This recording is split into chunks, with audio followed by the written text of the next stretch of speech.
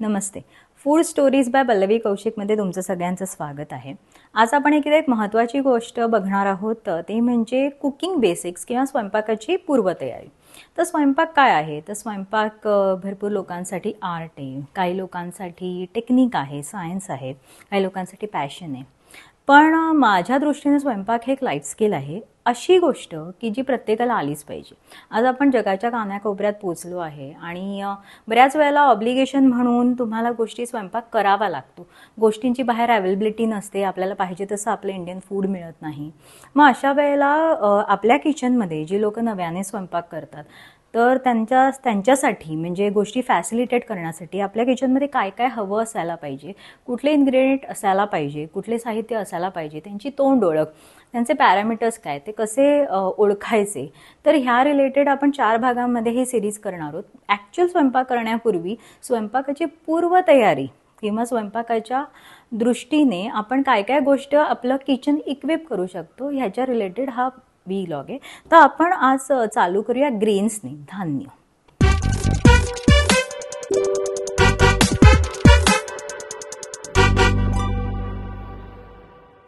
तर आपण ग्रेन्समध्ये किंवा धान्यामध्ये सर्वप्रथम आपला जिव्हाळ्याचा विषय सगळ्यांचा तांदूळ, ते बघूया.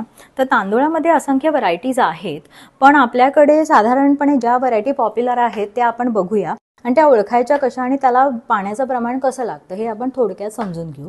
तर आपण इथे सगळ्यात बघतोय हा आहे तुकडा बासमती. तर तुकडा बासमती आहे तो रोजच्या जेवणासाठी लोकांची पसंती असते, खूप लोक वापरतात. न्यूट्रल तांदूळ आहे, खूप लोकांना आवडतो. त्यानंतर हा आहे आंबेमोहोर. आंबेमोहोर तुम्ही बघाल तर हा एक बुटका तांदूळ आहे, एक शॉर्ट ग्रेन राईस व्हरायटी आहे. पण आंबेमोहोरची खासियत अशी आहे की प्रचंड स्वीट स्मेल आहे त्याला आणि सुगंधी व्हरायटी आहे. जर तुम्ही या किचनमध्ये लावला तर तुम्हाला दुसऱ्या खोल्यांमध्ये पण चांगल्या आंबेमोहोराचा वास येऊ शकतो. तिसरी व्हरायटी आहे कोलम. तर कोलम हे जनरली रोजच्या वापरासाठी, बिर्याणी, पुलाव जनरलसाठी हा वापरला जातो. हा पण कॉमन आहे, बऱ्याच लोकांना ह्याची पण पसंती असते. चौथा आहे इंद्रायणी. तर इंद्रायणी हा मावळ तालुक्यामध्ये, वेल्हे, त्यानंतर मुळशी तालुक्यामधला, वेस्टर्न घाटामधला एस्पेशली फेमस असणारा तांदूळ आहे आणि प्रचंड स्टिकी होतो भात, गिचका होतो. पण त्या प्रचंड लोकांची पसंती आहे भाताला, कारण गुरगुट्या भात, गिचका भात, मेटकूत भात, त्यानंतर रस्सा टाकून भात, त्याच्यासाठी ह्या तांदूळाचा खूप वापर होतो. आणि शेवटी आहे लॉंग ग्रेन बासमती. आता हा बासमती तर सगळ्यांना माहितीच आहे की बासमतीची खासियत काय आहे. बिर्याणी, पुलावसाठी वापरला जातो, लॉंग ग्रेन तयार होतो. फक्त बासमती करताना एक गोष्टीची काळजी जरूर घेतली पाहिजे की तो सोक करून ठेवावा, म्हणजे जेणेकरून त्याचे दाणे तुटत नाहीत. आता आपण नेक्स्ट बघूया गहू. आपण आता गव्हाच्या सेक्शनमध्ये बघतोय साधारणपणे 3 व्हरायटी आपण जास्त यूज करतो. ह्याची कणिक करतात आणि त्याच्या पोळ्या आपण जनरली यूज करतो. तर हा आहे शरबती, छोटा ग्रेन आहे, स्वस्त पण मिळतो, पोळ्या ओके बनतात. हा आहे लोकवन आणि हा आहे सिंहोर. साधारणपणे दोघंही उत्तम क्वालिटीचे गहू आहेत. हे दळून तुम्ही इक्वल क्वांटिटीमध्ये घेतले तर त्याच्या ज्या पोळ्या असतात तर त्याचा तुम्हाला रिझल्ट खूप चांगला मिळू शकेल. आता हा आपला कार्बोहायड्रेटचा अनदर बेस आहे. पहिल्या कार्बोहायड्रेट बेसमध्ये आपण बघितलं की आपल्याकडे गहू आहे आणि तांदूळ आहे, पण आपल्याकडे ज्वारी, बाजरी आणि नाचणी आणि ऑफकोर्स तांदूळाच्या भाकऱ्या पण खूप फेमस आहेत. तर तुम्ही बघाल तर ही आहे बाजरी, छोटे ग्रेन्स असतात आणि याची भाकरी दळून करायला लागते. पीठ केल्यानंतर जास्त टिकत नाही, त्यामुळे जेव्हा पाहिजे असेल तेव्हाच बनवावं. ज्वारीचं पण सेम आहे. बाजरी प्रकृतीने उष्ण असते, त्यामुळे जनरली हिवाळ्यात प्रेफर करतात लोक. ज्वारी प्रकृतीने थंड असते, ऑल द राऊंड इयर लोक यूज करतात. आणि ही आहे नाचणी. तर तुम्हाला दिसताना दिसेल की ती थोडी मोहरीसारखी दिसते छोट्या, पण नाही, तर ती ही नाचणी आहे. नाचणी प्रचंड सुंदर सोर्स आहे कॅल्शियमचा आणि नाचणी पण प्रकृतीने थंड असते. तर आपल्या कार्बोहायड्रेटच्या बेसमध्ये गहू तांदूळाबरोबर ह्या भाकऱ्या आणि त्याच्याबरोबरीने कोकण रिजनमध्ये तांदूळाच्या भाकऱ्या पण खूप फेमस आहेत. प्रोटीन कॉर्नर किंवा प्रथिना कॉर्नरमध्ये आपल्याकडे साधारणपणे ह्या 5 डाळी जास्त वापरल्या जातात. सर्वप्रथम मूग डाळ, पचायला अत्यंत हलकी. तूर डाळ, हरभरा डाळ, मसूर डाळ आणि उडीद डाळ. उडीद डाळीचा वापर जनरली आपण डोस्याकरता वगैरे जास्त करतो.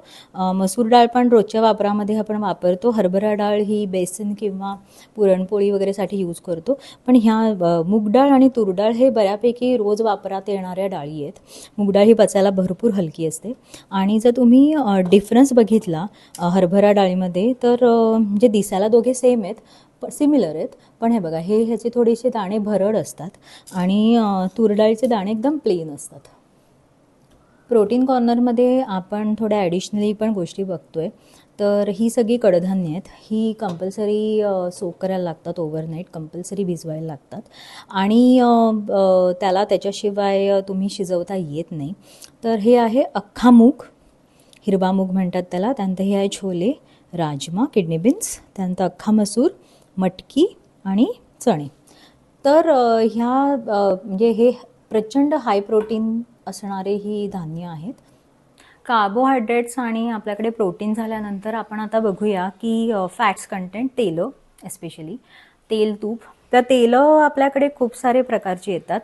सूर्यफूल तेल, ग्राउंडनट ऑइल म्हणजे शेंगदाणा तेल, सोयाबीन तेल, राईस ब्रान ऑइल वगैरे. पण जर तुम्हाला न्यूट्रल तेल हवं असेल तर शक्यतो तुमचा प्रेफरन्स तुम्ही सनफ्लावर ऑइल किंवा सूर्यफूल तेलाला द्यायला पाहिजे. शेंगदाणा तेल हे चवीला चांगलं असतं, पण त्याला एक स्वीटिश टेक्स्चर असतं, थोडंसं गोडसर तेल असतं आणि थोडंसं तिखट पण असतं. आणि बाकी सोयाबीनला एक स्ट्रॉंग फ्लेवर आहे तर तेलाचा स्वतःचा. तर तो तुम्ही जे कुकिंग करताना शक्यतो अवॉइड केलेला बेटर आहे. तर तुमचंच बेटर चॉईस, जर तुम्हाला न्यूट्रल तेल हवं असेल तर सूर्यफूल तेल किंवा sunflower oil would be better. या सगळ्या धान्यांव्यतिरिक्त आपण अजून काही गोष्टी या स्वयंपाकघरामध्ये यूज करतो ब्रेकफास्ट आयटममध्ये. ते म्हणजे आहे पोहे आणि उपमा. तर पोह्यांमध्ये 2 व्हरायटी येतात, पातळ पोहे आणि जाड पोहे. तर पातळ पोहे हे खूप पातळा कागदासारखे असतात. जर तुम्ही ऑनलाईन बघितलं किंवा तुम्ही सुपर मार्केटमध्ये गेला तर तुम्हाला ते दिसेल. पातळ पोहे हे पोहे, कांदा पोहे किंवा बटाटा पोहे करण्याकरता वापरत नाहीत. ते फक्त दडपे पोहे की पोह्याचा चिवडा करण्याकरता वापरतात. तर शक्यतो काय म्हणजे त्याचा पातळ पोह्यांचे पोहे करणं अवॉइड करावं कम्प्लिटली. जाड पोह्यांचाच तुम्हाला जर कांदे पोहे, बटाटे करायचे असेल तर त्याचाच करावा. पोह्याबरोबर अजून एक आयटम येतो, तो म्हणजे जनरली असायला पाहिजे आपल्या स्वयंपाकघरामध्ये, तो म्हणजे रवा. रवा पण 2 प्रकारचा येतो, बारीक रवा आणि जाड रवा. बारीक रवा तुम्हाला दिसेलच की हाताला जर तुम्हाला टेक्स्चर बघितलं एकदम बारीक लागतं. जाड रव्याचं एकदम भरभरीत टेक्स्चर असतं. तर जाड रवा तुम्ही ऑनलाईन ऑर्डर कराल तेव्हा चिरोटी रवा किंवा बारीक रवा म्हणून येतं. मला पर्सनली माझा फेवरेट बारीक रवा आहे, कारण त्याचं प्रपोर्शन एकदम बरोबर होतं. आपण 1 वाटी घेतलं तर त्याच्या 2 वाटी जर तुम्ही घेतलं तर त्याचा जो उपमा किंवा शिरा किंवा काय जे आहे ते बरोबर प्रपोर्शनमध्ये बरोबर येतं. जाड रव्याचं मात्र गणित तसं नाही आहे. जाड रव्याला कधी कधी खूप जास्त पाणी लागतं, कधी कमी लागतं, तर तो थोडासा ट्रिकी आहे करायला. त्यामुळे शक्यतो माझा तुम्हाला ॲडवाइस राहील की तुम्ही शक्यतो बारीक रवा वापरावा. या व्यतिरिक्त आपल्याकडे आपल्या किचनमध्ये असायला लागणाऱ्या बेसिक इन्ग्रेडियंट्समध्ये अर्थातच साखर, गूळ, मीठ, त्यानंतर शेंगदाणे, तर ह्या गोष्टी तर आहेतच. तर आपण जेव्हा एखादं किचन इक्विप करतो किंवा किचनमध्ये वस्तू अरेंज करतो तेव्हा सांगितल्याप्रमाणे प्रोटीन्स, कार्बोहायड्रेट्स, त्यानंतर ज्या आपण मध्ये ब्रेकफास्टचे आयटम बघितले, अशा पद्धतीने तुम्ही अरेंज केले तर तुम्हाला नक्कीच त्याचा फायदा होईल.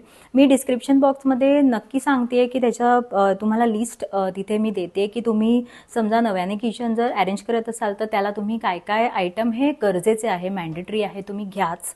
आणि त्याच्याबरोबरीने आपल्या नेक्स्ट व्लॉगमध्ये आपण मसाले बघणार आहोत की इंडियन जेवणाचा जी जान आहे मसाले, तर ते आपण कसे कसे घ्यायचे, कुठले घ्यायचे, मसाले कसे ओळखायचे वगैरे ते आपण नेक्स्ट आपल्या व्लॉगमध्ये बघू.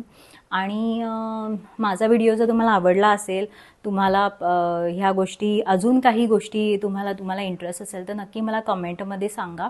आणि माझा व्हिडिओ आवडला असेल तर नक्की लाईक करा, सबस्क्राईब करा. टिल देन आपण भेटू पुढच्या व्लॉगमध्ये. Thank you so much. चाओ.